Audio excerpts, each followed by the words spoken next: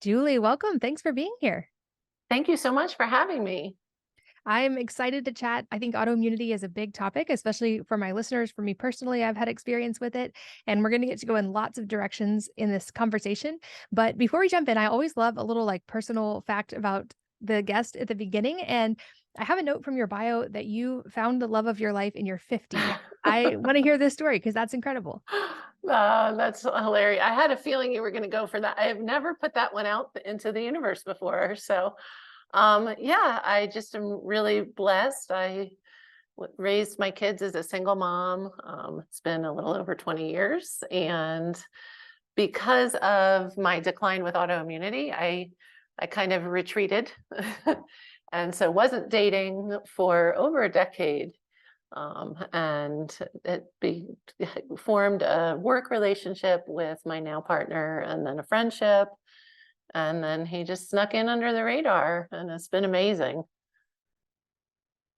Well, congratulations. That's beautiful. And I'm so happy for you. That's such a fun story. And I'm curious if we'll actually have any overlap in the personal story or in your health story as well. Cause I know for me, like my emotional life and my physical health ended up being much more intertwined than I realized. And it sounds like from your bio that you have also your own experience with autoimmunity and quite the health journey. So, for background, for people who aren't already familiar with you, can you kind of share your story and how you got into the work that you do now? Sure, absolutely. Yeah, like so many of us, this was never my grand plan. I was a newly single mom in my early 30s with three young kiddos and ended up getting diagnosed with rheumatoid arthritis. That was my first autoimmune diagnosis. And unfortunately for me at the time, but of course you can't, I wouldn't change anything now. I believed the doctors when they told me there was nothing that I could do to heal other than take the medication to slow down the disease process. And I say unfortunately because I did that for 11 years. So I'm a little bit of a slow learner. I certainly know better now. At the end of that 11 years, as I already had kind of mentioned, life got smaller and smaller. And Katie, just like you, I mean, we are whole humans, right? So our emotional wellness definitely ties in to our physical well-being. I wasn't working anymore. It was, just the energy and the pain, and so my social circles got smaller and smaller, and going out wasn't fun, and I really just was focused on saving every ounce of reserves I had for the kids. They'd go to school and I'd rest so that I could hit the morning and the afternoon, evening times, and that was about all I had as far as energy. And so luckily, about 11 years in, I was on 10 medications at the time, prescriptions. Um, and I was continuing, unfortunately, to decline. They were trying to get me to put a handicap placard on my car. And my youngest, my happens to be my daughter, came to me one night. She couldn't sleep. She came into my bedroom, as they do, and just was so worried and said, "Mom, please don't die and leave us." And obviously, I couldn't promise that at the time. But what I did promise was that I would do everything. And that for me was like a light bulb moment because for 11 years, I defined doing everything as taking every medication, right? Those were the only choices I thought. And so that was literally that moment was the beginning of my healing journey because I realized, wait a minute, that there have to be other things I can try. And if not, I'm going to die knowing I did try everything. And so, thanks to her and her sharing her anxieties, I was able to start experimenting with food and meditation and lifestyle, as I know Katie, is so important. And I'm so blessed to be off of all of my medications and symptom free for years and years. And obviously, that has fueled my passion for helping others do the same. And that's why I love your podcast because I learned a lot through listening to podcasts, and it was enough to really move my needle and get me going in the right direction. So I'm really grateful to be here. Wow, that's such an incredible story, and I resonate deeply with that because I've shared before, but my daughter an interaction with her was actually a large part of my spark in being willing to finally face all the inner stuff that led to a lot of healing for me. And like you, I was told at one point that I had Hashimoto's and that it was incurable and I would have it for the rest of my life.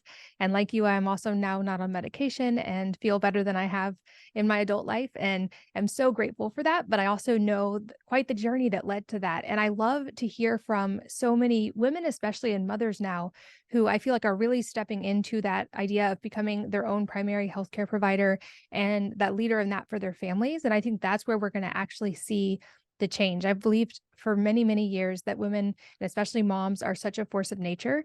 And that anytime we can help the moms, we help everyone and we help society. And that moms have the power to create ripples throughout not just their own families, but through societal change. And it seems like your work is also very both personally influenced through that and also very aligned with that as well. I know firsthand for me, there's much that goes into a diagnosis of autoimmunity, but also a lot of similarities amongst kind of the autoimmune spectrum. So I would love Yes. to start unpacking some of that because what was so freeing to me in that journey was realizing when I started learning actually how much of that is within our ability to affect change in and of ourselves. And that I do believe the best outcomes happen when we have a practitioner who's a very involved partner and who listens to us. But I think it all starts with us taking that ownership and responsibility. So to start broad, maybe, could you walk us through your theory of autoimmunity and some of the factors that come into play when a person's getting an autoimmune condition or diagnosis? Sure, absolutely. I believe there's something that I call the inflammation spectrum.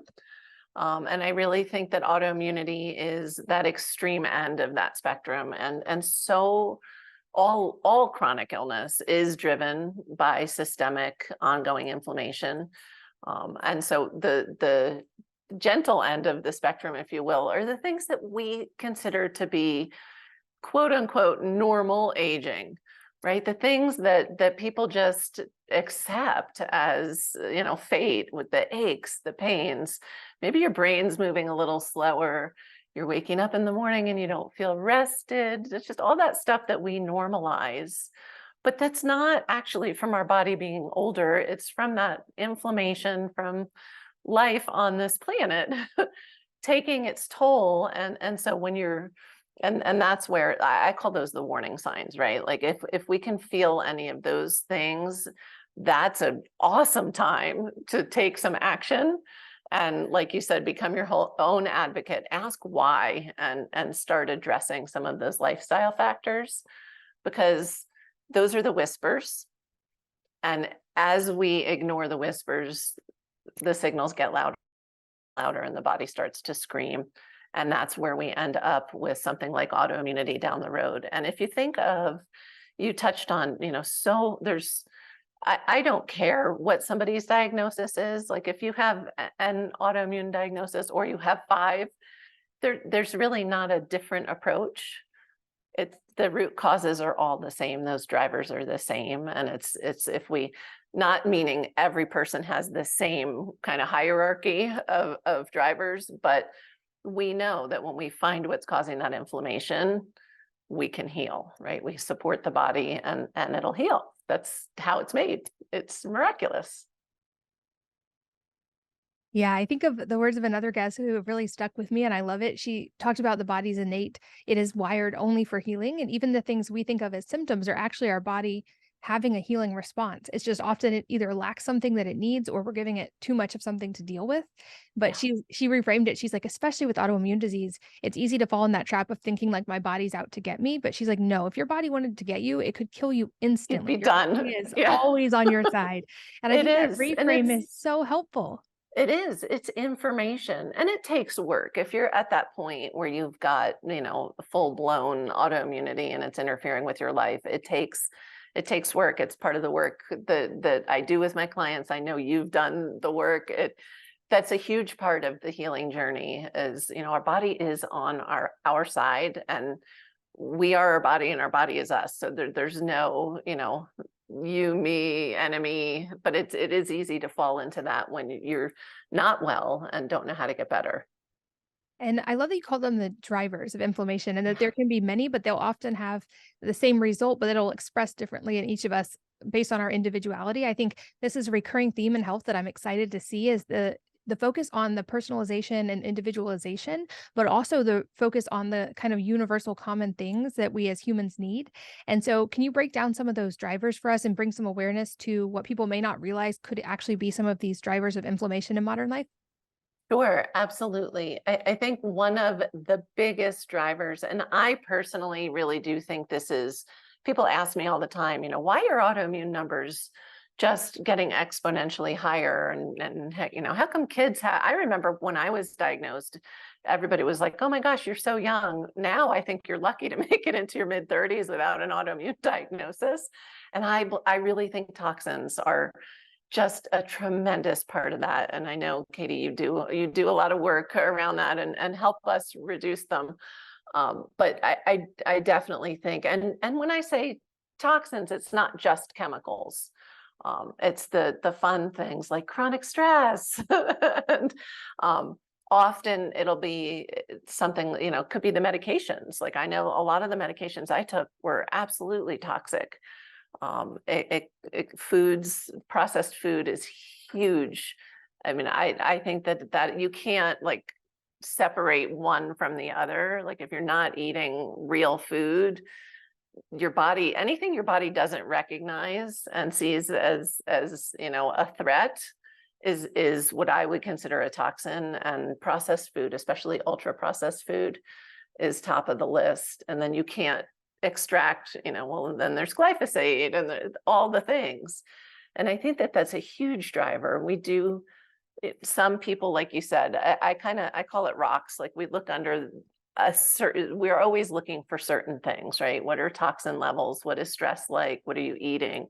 Are you sleeping? Are you moving? Are you sweating? But also for many, infections are a big problem with autoimmunity. And the reality is it's not so much the infection. I'll pick on Epstein-Barr because that's a common driver. A lot of people have been exposed to Epstein-Barr, and if you do labs, you may see, yeah, they had been exposed, but it's not active.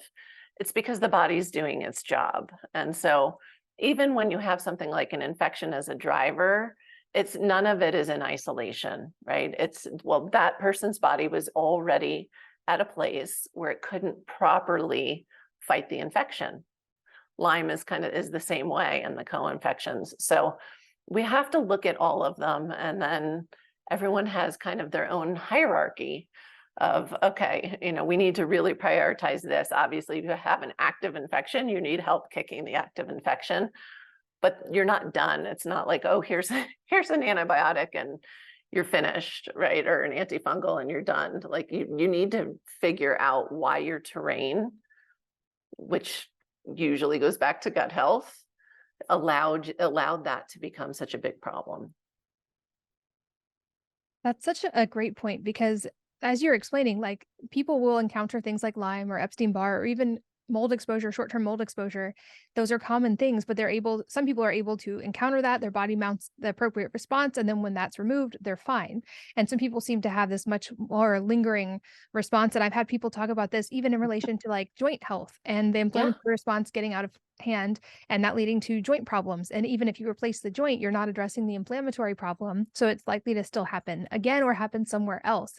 And it seems like this is also a common story where a person often won't just get one autoimmune disease. They'll get a Yes. cascade of them, or they'll deal with one and then another will pop up and it becomes a game of whack-a-mole of sorts until we get to, and it seems like maybe the antidote there, the common relating factor, like you're talking about, is that inflammation.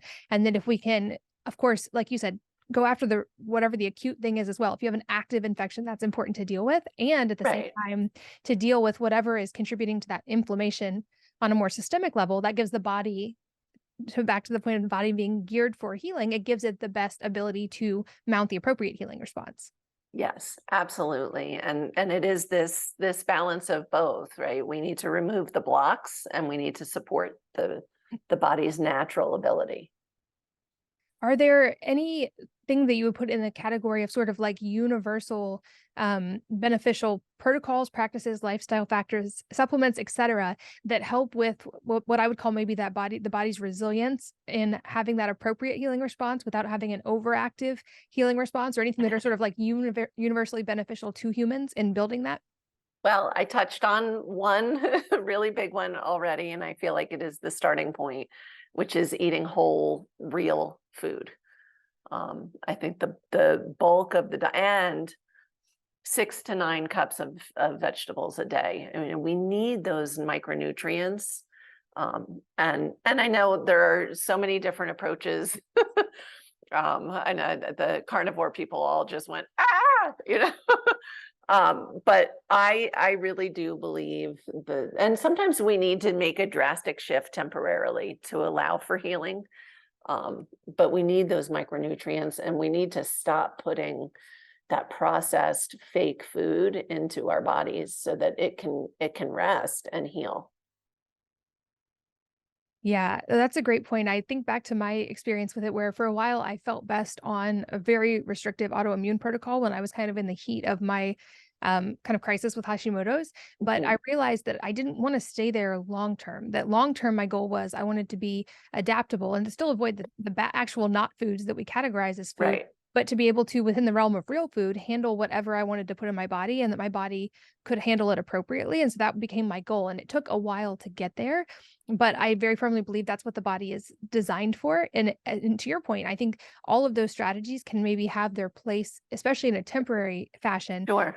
in an acute way, but that like long term, to me, the goal and the focus should still be to moving to a point of being able to have a varied diet, a wide range of especially micronutrients. I love that you touched on that, because I can see for myself looking back, I was probably very nutrient deficient, and I was actually under eating for a long time, especially with the thyroid condition. I Right. feel like my metabolism downshifted, and so for me, an important part of that was slowly building back into a wider range of foods with a really, really intense focus on micronutrients, and then really nourishing myself through protein and healthy fats and a wide range of foods. Is that kind of the approach you take with clients as well?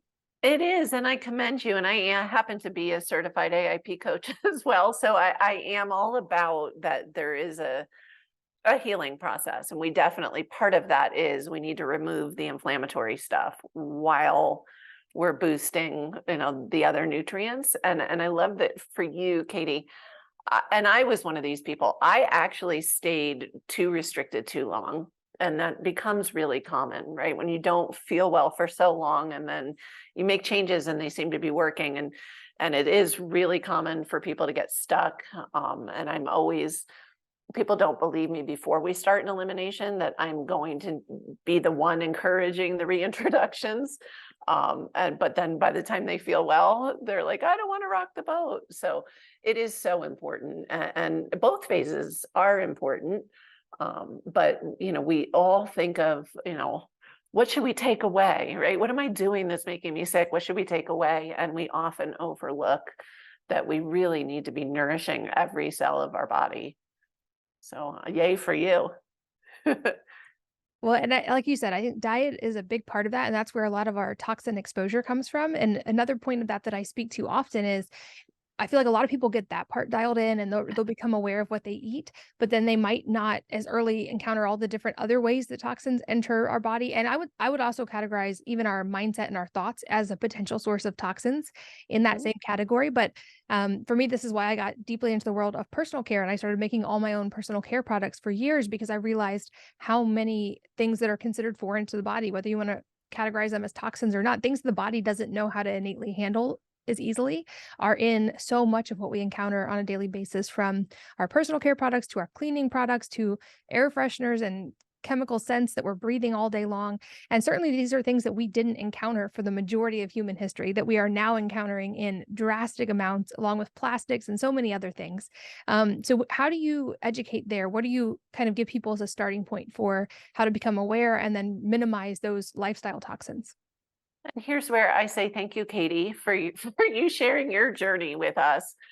Because I always start with my clients in the bathroom, and I do believe no, we can't, going to live in a bubble somewhere is not an option, right? So it really is about reducing your toxic burden, and not about, we're never going to be free of toxins. And you mentioned before, when you were talking about your journey, this idea, which should be everybody's ultimate goal, which is resilience, right? Like yeah, if you eat this really small diet, you're fine, but the body should be resilient. And so it's the same thing. And that's where I believe if we can create a haven in our home, then we have that bandwidth to take those hits out and about. And I have clients start in the bathroom. I really did, like, right away. And I start with actually 2 products that you make. So that's why I said thank you, because I am not one who is keen on making her own personal care products. So I'm so grateful that wellness is out there. But we start with toothpaste, number 1, always, because most people are still using toothpaste with fluoride and all kinds of nasty sweeteners and chemicals. So we swap that one out right away. And the second one we look at is deodorant as well, especially antiperspirants. So we want to get, the metals and all the chemicals off, and the fragrance. A lot of people are using what they think of that are marketed as clean, and they're probably better than something like an antiperspirant, but they still have fragrance added. And so we just really go through and start there, what's going on in your body, and then move room to room to room. Yeah, this really stuck out to me when I started looking at the actual data around it, because statistically, women actually experience autoimmunity in every form at a higher rate than men. And not Yes. that correlation by any means is causation, but women also use exponentially more products on our skin and our lifestyle than men do. And so I realized, oh, this is an area of simplification can be a huge tool, but also kind of applying the 80/20 approach. Even if you can only have the bandwidth to focus on the products you use the most and just switch them out as you run out of them, that actually Yes. can reduce your toxic load quite a bit. And same thing with now, there's great cleaning products that are an easy switch that work just as well. And just those simple things over time, I feel like they're often underestimated because they are so simple, but they can make a huge difference. Well, and that I think is the only way to win the game, and it can be, we talked about stress being a toxin. It can be overwhelming to have that approach of, oh my gosh, I need to clean everything up. So I use the same approach you do. It's as something runs out, I may be encouraging people to maybe toss their toothpaste if it has fluoride and chemicals in it, but for the most part, it's just a trade out as you run out kind of a process. And the impact is tremendous. And, women also have more body fat, even those of us that aren't big, and toxins are stored in fat. So, we're using all of these extra products. And I love that you mentioned the 80/20 rule, because I had a client who she was a vegan when she met me. And I was like, I'm sorry, I'm not the right coach to help you. Oh no, just tell me what to eat. Like, everything was open. She was going to do everything she could to feel better. And when we got to the point where I said, what kind of shampoo were you using? She said, that is not up for discussion. I'm not even going to tell you. And I was like, that is fine. You keep your shampoo, because everything else you're using is clean. So who cares? And that, I think, giving ourselves that permission. This may or may not surprise you. I have a feeling not, Katie. Most people that show up at my doorstep with autoimmune diagnosis are perfectionists.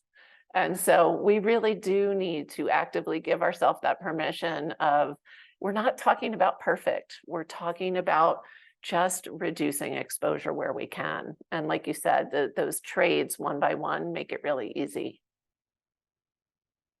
Yeah, and I think of it also especially like to take the stress off, that's a huge piece of just do it as you're able, take baby steps. But also if someone has a big toxic load, I've noticed replacing things one by one actually seems like a gentler approach on the body in some Yes. ways than just massively switching everything overnight. And now your body's like, okay, great, but now I have the bandwidth to get rid of all these toxins and I'm going to do it really quickly and you're not going to feel great maybe in this process. So just having Yeah. that grace with yourself to realize the body's designed for healing. I'm going to give it these baby steps, step by step. And it seems more sustainable also when you baby step your way way into it and make habits along the way than if you try to just literally throw everything out overnight and cause yourself a whole bunch of lifestyle adaptation stress in the meantime. I love your term that you used as well of creating a haven in the home. And I think of Yes. this especially, I use that word in relation to my bedroom a lot because I think of Mhm. how much of our life we spend sleeping. And I realize while we're sleeping, we're not exerting active energy. We're not having to do anything physical per se. Our body's doing a ton. We're not having to exert effort. And so anything I can do that improves my sleep quality, I feel like is a worthwhile investment. And it's one of the few areas that I feel like I have not an unlimited budget, but a much higher budget for improvement of sleep because it has such big dividends for every other area of life. And in the 700 episodes of this podcast, I'm yet to have any expert argue that sleep is not important. So I always think, and especially for women, this is a great key. I'm Yes. curious any tips you have for improving sleep quality, sleep hygiene, the effectiveness of sleep, since we're going to be all sleeping anyway. How can we make it even better? Yeah, I think, and this may not be new information for anybody. And yes, I will be 701. Sleep is essential, especially we're talking about toxins. We detox in our sleep, and our brain detoxes in our sleep. We have this system that's a fairly newly identified system, the glymphatic system. And so if you want your brain to work 10, 20, 30, 50 years from now, you need to be getting not just enough sleep, but quality sleep. One of my tricks, and Katie, with all those kiddos, this is probably not news to you, but is routine. I mean, it is so essential. And it's the step that most people overlook as adults, right? We know we don't want to mess with the kids' routine. No, we wouldn't do that. We need the routine as well. Those things that'll signal your body, hey, we're entering into that yummy phase where we're going to be going to sleep soon. And so it doesn't need to be, there's nothing specific. Although off of screens, all screens, at least 2 hours before would be ideal. If not, especially, then wear your blue blockers. But so step one really is that routine. Um, because even though it may feel good, we're not catching up on sleep down the road. Like we really just getting that consistent sleep and allowing ourselves enough time. I hear all the time, oh, I only need 4 or 5 hours and I'm fine. I feel fine. And that is such a rare, there are super sleepers that only need it, about 4 hours. They're way more rare than people tend to think. And it's really just that people are shorting themselves. And then the basics, right? The dark room, the cold room. People freeze in my house. I just give them extra blankets because I'm not turning the temperature hotter at night. But really making sure you're comfortable. If your mattress isn't comfortable, if your pillow isn't comfortable, you need to make a change. And I'm like Katie, this is where I will save and splurge because it's essential. It really is. It is the number one key. That's where your healing happens. Yeah. Well, and again, just like you, I think often the most profoundly helpful things can be dismissed because they are so simple. Simple. And I think Yep. with sleep, that is especially the case. But I think you're right. Routine is huge for adults and often more difficult for adults because we're the ones managing the kids' lives to allow them to have the routine. And I get that. But I think to your point, even just creating as much of a routine as possible around our sleep schedules. And then for me, also curating the environment of my room to only be for sleep or relaxation. Yes. And so that I've like conditioned myself that when I step into my bedroom, it's like, oh, it's a deep breath. I feel that relaxation happening immediately. And then it's the routine of I'm going to lay with my legs up on a yoga mat and get red light. And then I'm going to read for a couple minutes in my bed with low light and all those things. It's like my body just knows to anticipate. And I can feel myself stair stepping down into parasympathetic just through the nature of my environment because I've sort of gotten my environment on my side to help give Yeah. it cues that my body responds to now. And that just takes a little bit of habit, but then it's really profoundly how effective that can be. I also always add to the list the morning side of that, the flip side being as much as we want to avoid the bright light at night and we want to have that calming relaxation at night, in the morning, I try to get outside as quick as possible. Yes. I found for me, especially, I did go off caffeine for a while when I was in the autoimmunity phase. Now I do enjoy coffee, but I try to make sure always sunlight before screens and before caffeine. And I try to now do protein and minerals before caffeine as well. And I've noticed that has really made an impact on my sleep quality. So I'd love for you to speak to any daytime habits that can also improve sleep and or any of these other things we're talking about. Absolutely. Well, I second the people always laugh at me when I start with morning sunlight with no, I said I can't. I'm like, yep, that's your sleep starts first thing in the morning. So I love that. And I am not an anti-coffee. Everybody has a different journey, and there are people who can handle coffee through their autoimmune journey. I would say it's interesting. Again, it's back to basics, and these are the same things that are going to help you detox. They're going to help you heal, and they're going to help you sleep better. Things that are often overlooked, again, because they're so simple, like drinking enough water, making sure that you're drinking water starting earlier in the morning. You mentioned the minerals and protein in the morning.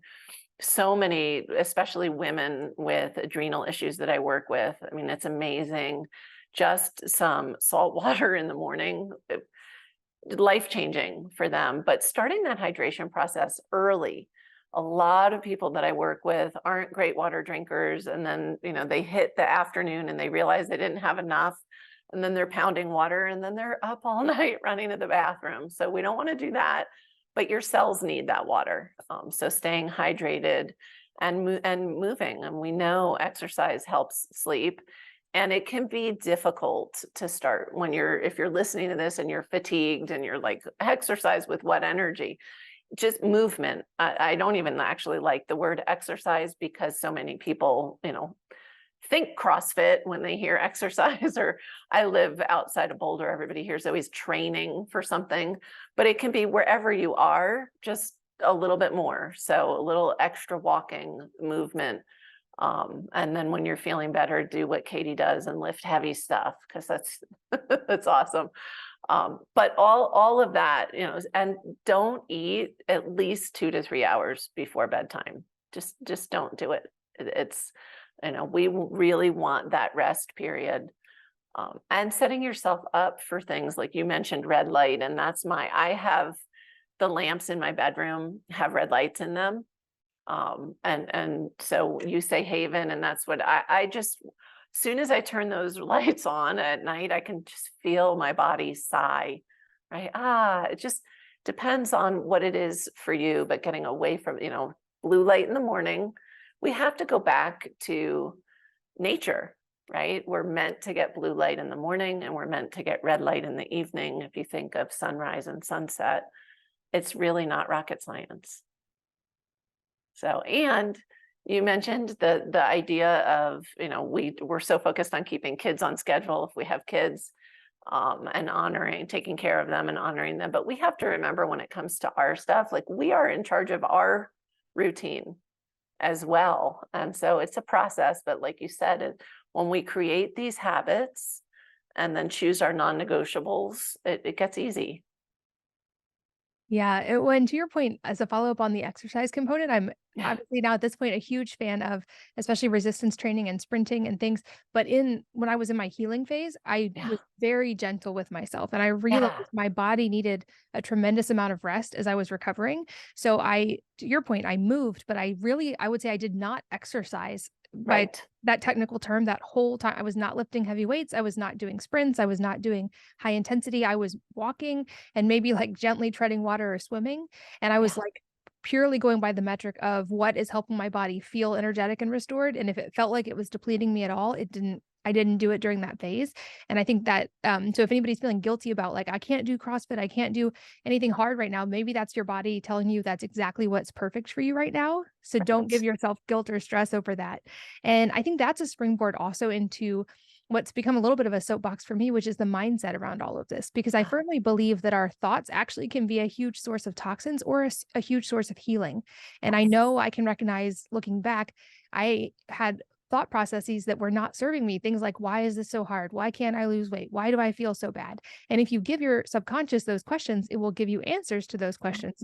But it turns out those weren't the actual questions I was hoping to find answers to. Those were sort of helplessness talking.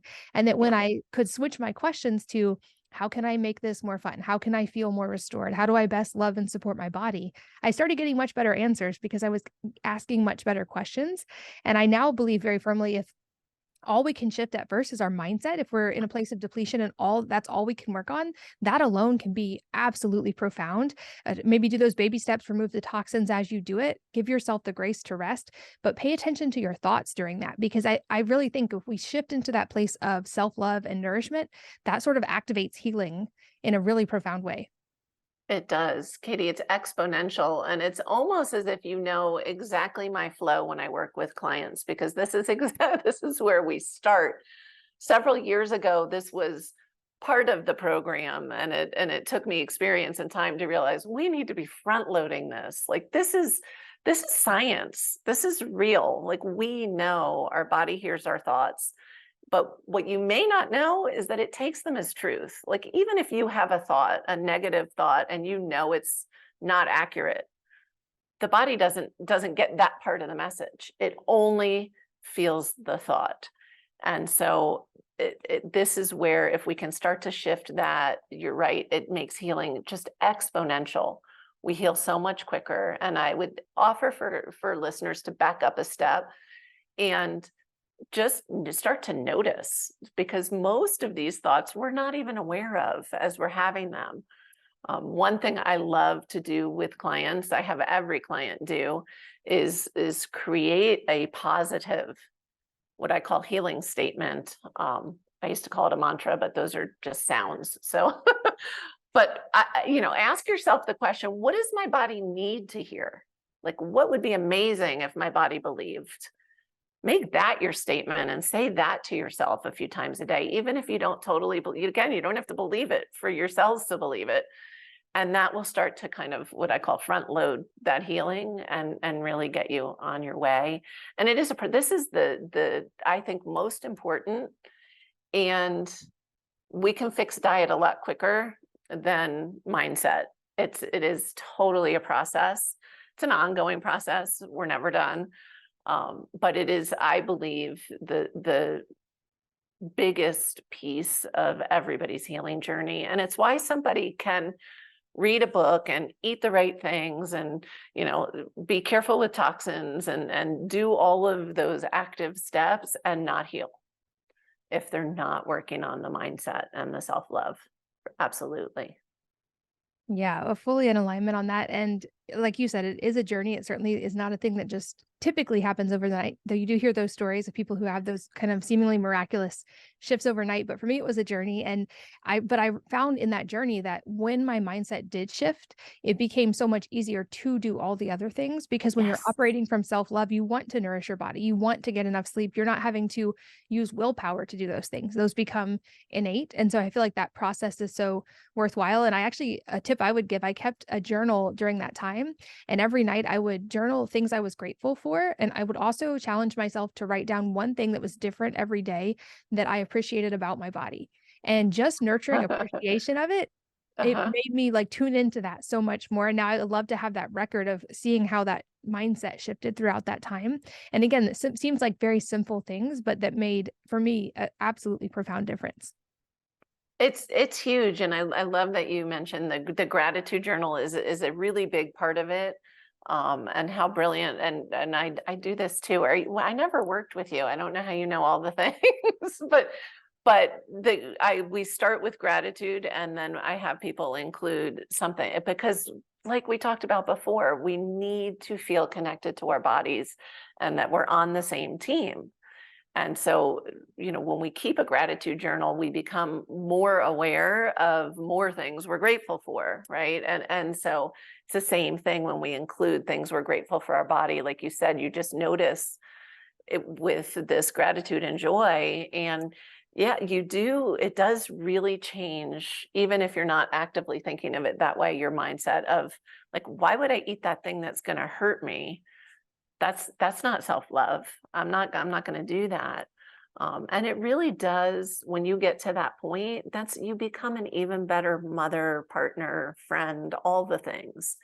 And so it's really not only essential for our healing, and you have kids, like this is the work I want my kids to be doing, and yours are even younger, so they get it's the same thing with the diet, right? This is that being the change. This is what you're raising your children with, and that's what's going to make the world a better place. Yeah, I love that, and I think anything like you, I think of anything I can learn that I can also give to my kids as a foundational thing earlier. I always am so grateful for those things, and so I actually do this as a practice with my kids now. At some point during the day, I will randomly be like, "Hey, 3 things you're grateful for and highlights of the day." And I feel like it's sort of they've now started to pay attention all day to what am I grateful for, what are highlights, because they know I'm gonna eventually ask them that, and so now they're looking for the things they're grateful for, which is a mindset shift. And just like all these other things, by us making these shifts, by us getting the extra toxins out of the house, by focusing on nourishing food, our kids are getting an exponential benefit of that because it's Yeah, happening at a younger age for them. And I think that's how we're going to start to hopefully see these statistics change and the sort of yeah. pendulum shift, and maybe we'll see these rates start to go down instead of up every decade. And I think that again starts with moms.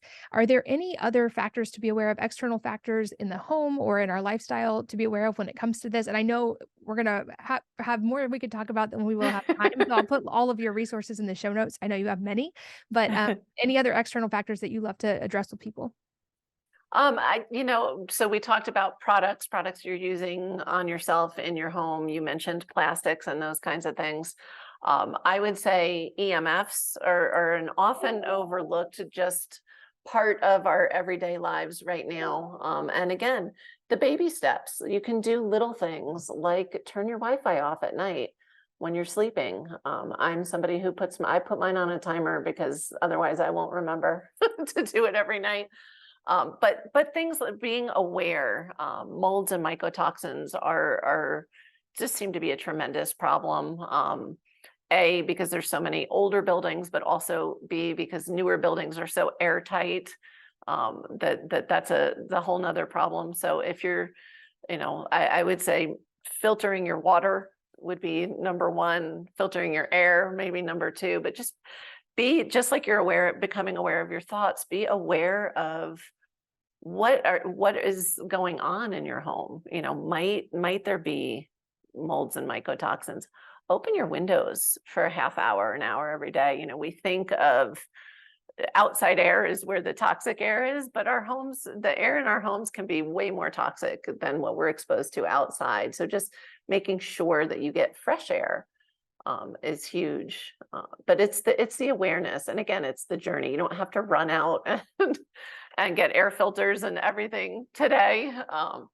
Just notice and prioritize in your home. What is it? I'm fortunate. We built this house, so I had the opportunity to build it with a whole house water filter. Life changing for me, but you don't have to do that. You can get a filter in the kitchen and put a filter on your shower, and it's not that expensive. So I just say, just look around where can you up level, and just take it step by step by step. And I know people may also be wondering, because hopefully we've given people a lot of hope, and I wish I could just Yeah. gift to anyone in autoimmunity the feeling of the other side, because I'm so grateful for it. But I would guess many people are wondering, like, if I'm in this right now, how long will it take to start feeling better? Because I also know that there is a positive snowball effect here, and that once we start feeling better, it's so much easier to keep feeling better and to keep improving. But how long do you find with your patients that before that initial snowball kind of starts? Absolutely. And here's where everybody's different, right? My client who's 20 years down the road with, a whole list of diagnoses, it may take her longer, if you don't know what your drivers are.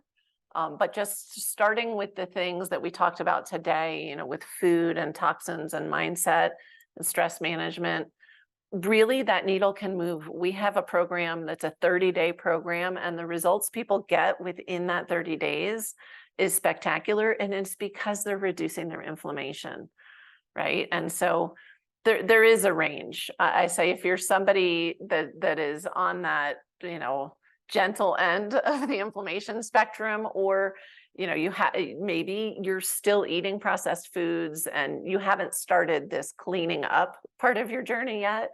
You're going to get results quickly. And like you said, it doesn't, I'm not saying you're going to, feel like completely healed in 30 days. But as Katie mentioned, once that inflammation starts to come down, one of the big factors is energy goes up, right? Your sleep is better. And all of a sudden you can do more of the things. And so it does not take long. It takes a long time. It can take a long time to fully heal because it took usually a long time to get sick. But we can feel noticeably better within the first few weeks. And I think the beauty of that, if you can approach that like 30-day challenge as an experiment or a challenge instead of Yeah, trying to think of it as a permanent lifestyle shift, I feel like that keeping the actually short-term focus with a deadline can be yeah, really helpful for that mindset because then you're in a place of curiosity and you're going to reevaluate at 30 days. You're going to notice the changes and you don't feel the overwhelm of I'm never going to eat certain foods again. I'm never going to, right. which is very hard for a mind from a mindset perspective. And so I think like if you can give yourself just little 30-day experiments and challenges that are steps on your path, that makes the process much more fun and also much more achievable without that stress component hitting. Because I think that's the other thing to guard against is the more we learn, sometimes we can get in that overwhelm fatigue state of Oh, so much information. And so any yes, way that we can keep it into manageable steps seems really helpful. And also to your point, I think there's the realization that the journey is never done. And that's also kind of the beautiful part that you may get to a place of feeling wonderful and you're still on the journey. And we all are for this yes. whole life. And that's beautiful. It is. It's amazing. And I always say, like, every 6 months, I kind of look over my shoulder still and realize I feel stronger, better, more energetic than I did 6 months ago. And I really, if you had asked me several years ago, I would have said, "Oh, I'm better."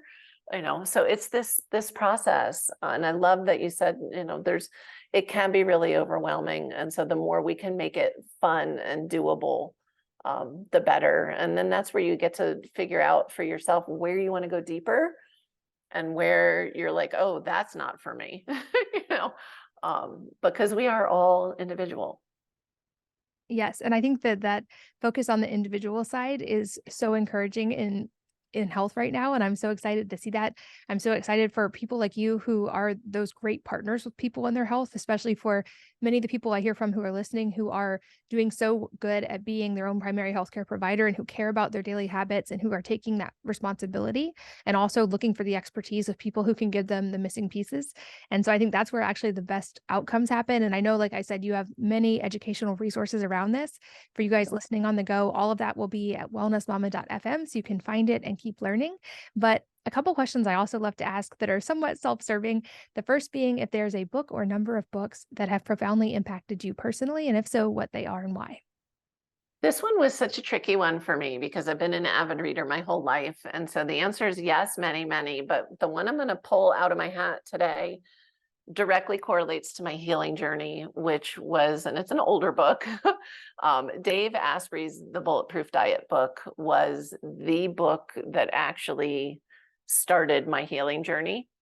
And so if people aren't already, eating some kind of a specialized diet, I think it's a great place. I think he did a really good job of including science and explanations, but he doesn't say it. It's an elimination diet.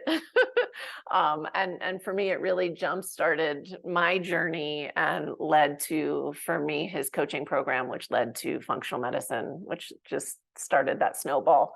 So I'll give him that credit today. I love that. And I'll say you are an inspiration to hear your story and you not just reversing the autoimmunity, but now absolutely thriving and seeming like you have just boundless energy, which I love. And I love that you are now helping so many other people to achieve the same thing. And so I'm curious, any parting advice that you have for the listeners today that could be related to something we've talked about or life advice that you find helpful? Um, I'm going to go with a new one. It ties right in. Focus on joy. Where can you find joy? Where can you put joy into your day and into your life? Because as people lose energy and don't feel well, that tends to get backburnered. And joy is healing. So create some joy. It doesn't just happen, right? It's like the whole, I don't have time to exercise. No, you have to create it. So create some joy.